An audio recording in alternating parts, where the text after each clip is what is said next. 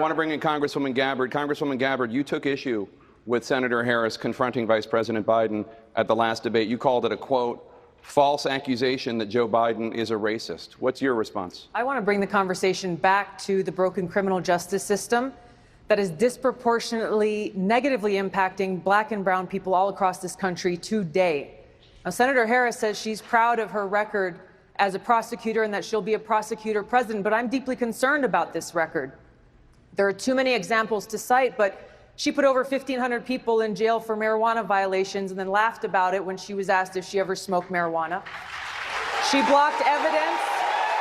She blocked evidence that would have freed an innocent man from death row until the courts forced her to do so. She kept people in prison beyond their sentences to use them as cheap labor for the state of California. And she fought to keep cash bail system in place that impacts poor people in the worst kind of way. Thank you, Congresswoman. Senator Harris, your response. As the elected Attorney General of California, I did the work of significantly reforming the criminal justice system of a state of 40 million people, which became a national model for the work that needs to be done. And I am proud of that work. And I am proud of making a decision to not just give fancy speeches or be in a legislative body and give speeches on the floor, but actually doing the work of being in the position to use the power that I had to reform a system that is badly in need of reform. That is why we created initiatives that were about reentering former offenders and getting them counseling. It is why, and because I know that criminal justice system is so broken, that I am an advocate for what we need to do to not only decriminalize but legalize marijuana in the United States. I want to bring Congresswoman Gabbard back in. Your response, The bottom line is, Senator Harris, when you are in a position to make a difference and an impact in these people's lives, you did not. And worse yet, in the case of those who were on death row, innocent people, you actually blocked evidence from being revealed that would have freed them until you were forced to do so. There is no excuse for that. And the people who suffered under your reign as prosecutor, you owe them an apology. Senator Harris. The reality is right now we don't have a health care system. We have a sick care system, and there are far too many people in this country who are sick and unable to get the care that they need because they cannot afford it. So at the core of this problem is the fact that big insurance companies and big pharmaceutical companies who've been profiting off the backs of sick people have had a seat at the table writing this legislation. Now, Kamala Harris just talked about Kathleen Sebelius, who helped write her bill. This just pointed to the fatal flaw in her proposal. Sebelius works for Medicare Advantage, private insurance company who will stand to profit under her plan. If we're seeking to really reform our healthcare system, we've got to shut out big insurance and big pharma out of the drafting process so they cannot continue to profit off the backs of the sick people in this country who are searching and in desperate need of care. Senator Harris, your response? Well, unfortunately, Representative Gabbard got it wrong. Kathleen Sebelius did not write my plan. She endorsed it as being one of the plans that is the best to get us to a place where everyone is going to have access to health care in America. And when we talk about this again, I'm going to go back to Vice President Biden, because your plan does not cover everyone in America. By your staff's and your own definition, 10 million people, as many as 10 million people, will not have access to health care. Many saw the Trans-Pacific Partnership issue as something that would be a critical tool to deal with the rise of China. You were against it.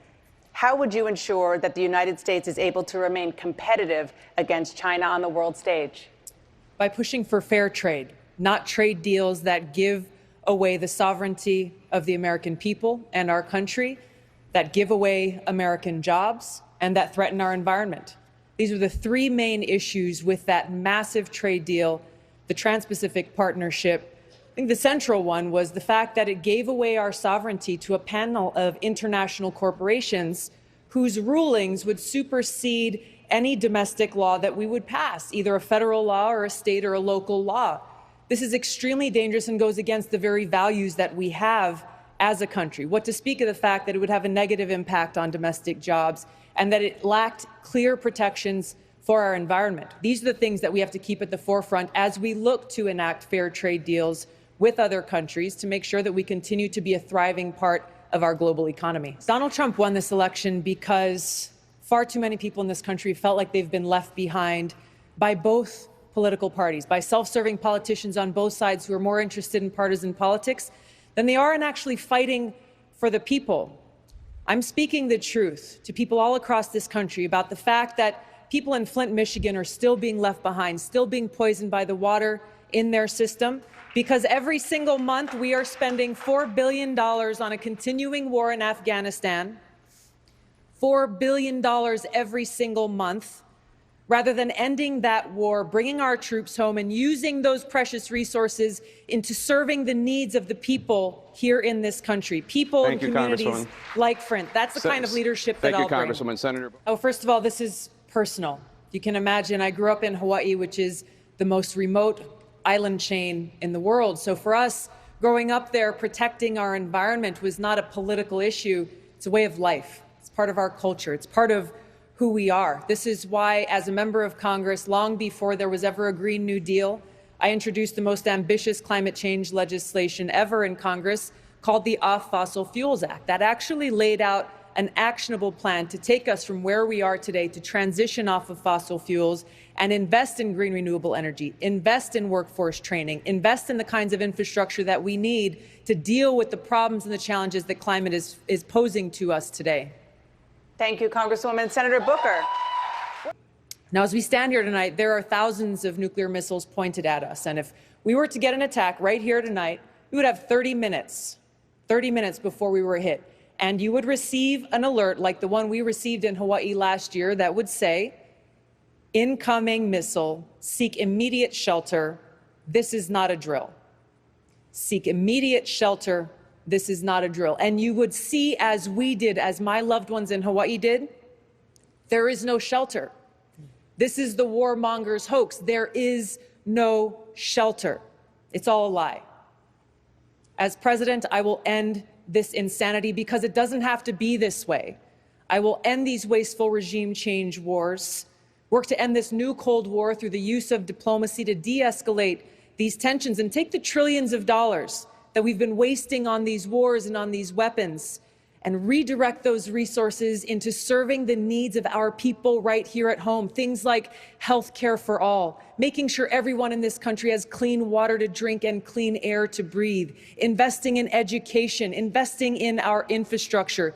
The needs are great. As your president, I will put your interests above all else.